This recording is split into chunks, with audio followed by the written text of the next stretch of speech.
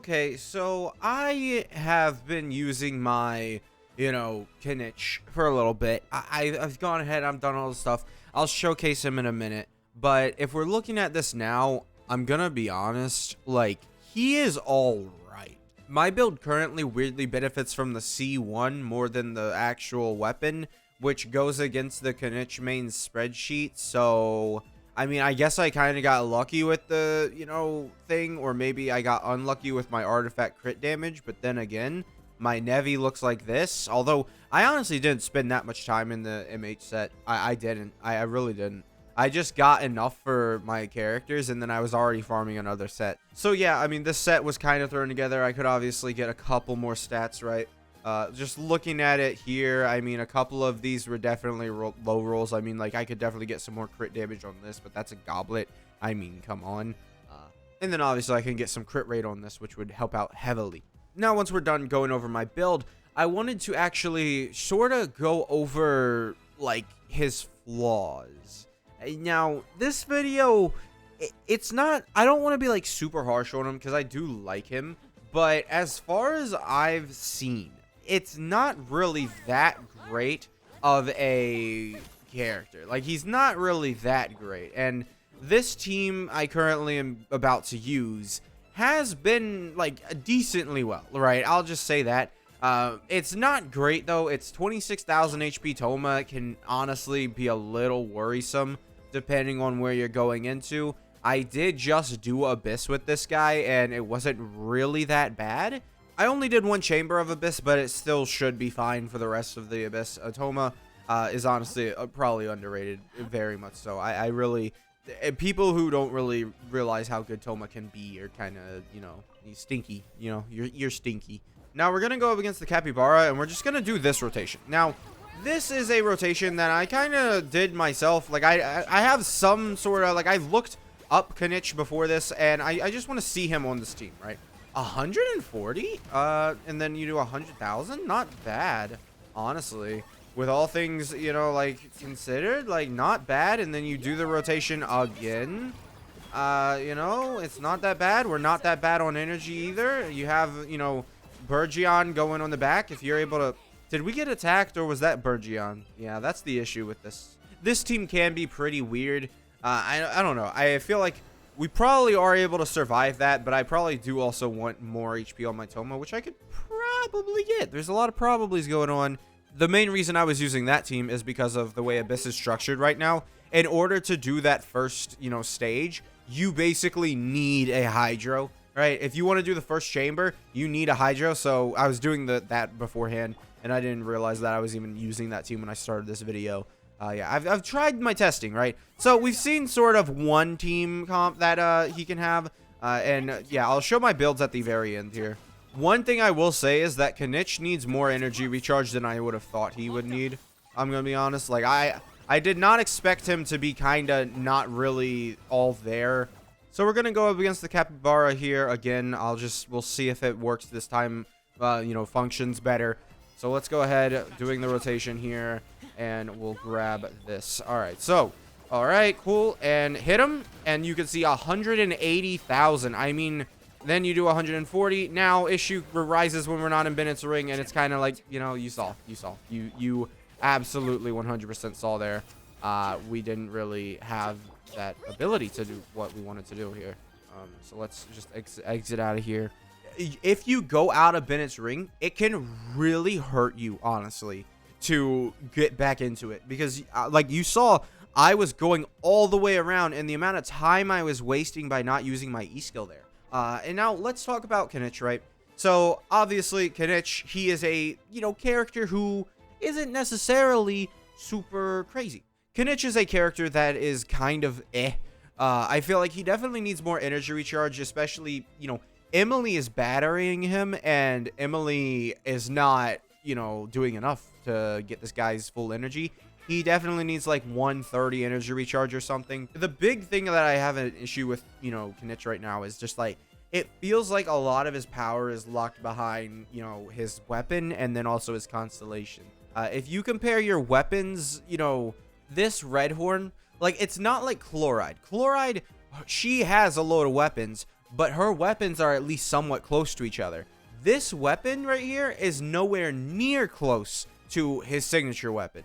And that goes for every single other Claymore in the game.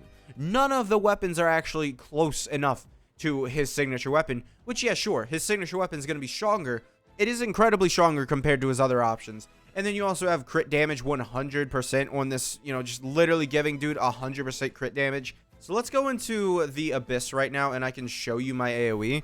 His AoE is not as bad, but it's also not that good, right? It's not hugely annoying that he has a small AoE, but I could definitely see in the near future that it is, right? I'm not expecting this AoE to be that insane at all.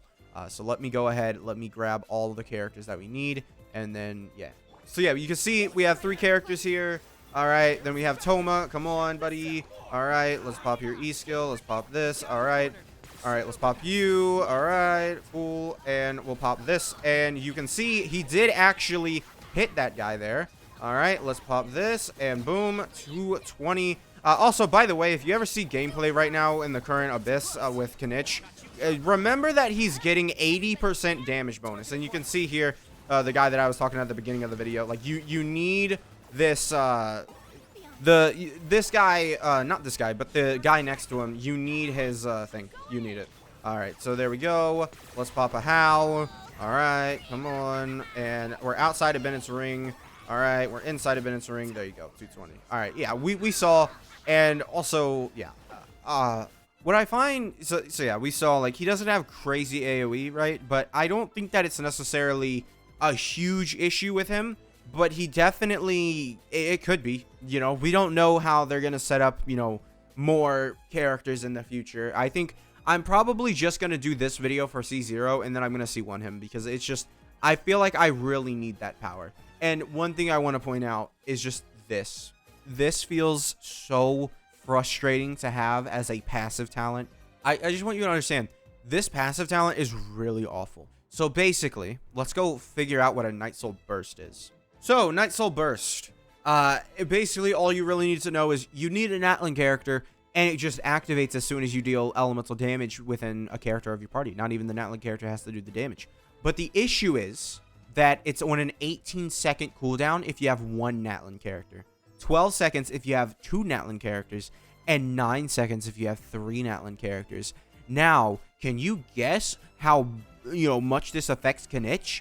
It's 1 stack. It's 1 stack, and you never really get to, like, I'm assuming that the Pyro Archon is, like, shortening this cooldown to 5 seconds with her on the team or something. I actually, it is insane that they seriously sat there and were like, so Mulaney has the same thing. So I'm just gonna assume that the Pyro Archon, like, shortens the Nightsoul Burst cooldown or something, because it is incredibly long, and it makes no sense why they have it in their kits, honestly, at all. I could understand, hey, like the first stack, right?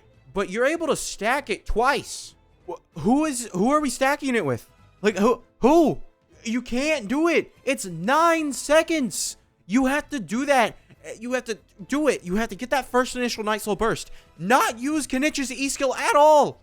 And then, a couple seconds later, you can then use it. And at 2 stacks. Now, you don't need 2 stacks, right? But it's weird that it goes up to 2 stacks. It makes no sense. But one thing I want to say is that I feel like if he had this, like, if he had this for every single hit, and rather than all stacks of Hunter's experience will be consumed, it said, not that. And it was just, hey, you gain stacks and you upgrade your E skill. I feel like he would be a lot stronger, and he still wouldn't necessarily be number 1 due to his AoE and capabilities, right? So it feels like that would have been an easy fix, easy band-aid onto his damage towards this level. But then again, he could have been really busted, because if he did have that on every single hit, and then he also got his C1 or his weapon, that would really lead him to being a super strong character. But at the same time, we have Nevi and Arlecchino here. Why is he sort of being held back? And Mulaney basically is him, Hydro, and better AoE. That's how I see Mulaney in this character. Like, he is just a worse version of Mulaney with, less AoE. Like, it's as simple as that. They're basically the same character. So yeah, he has a couple of flaws, but I do like him. I do honestly like him. I did have issues at the beginning staying in Bennett's ring, but the more I've played with them, the more I've been able to sort of, get good, understand, when to go for a blind spot that's out of Bennett's ring and when not to. Because honestly, you do lose a lot if like the blind spot is exactly like 180 degrees away. It really can be annoying. It really can be annoying and hinder you. So yeah, thank you guys for watching. Make sure to subscribe, and I will see you guys next time. Bye.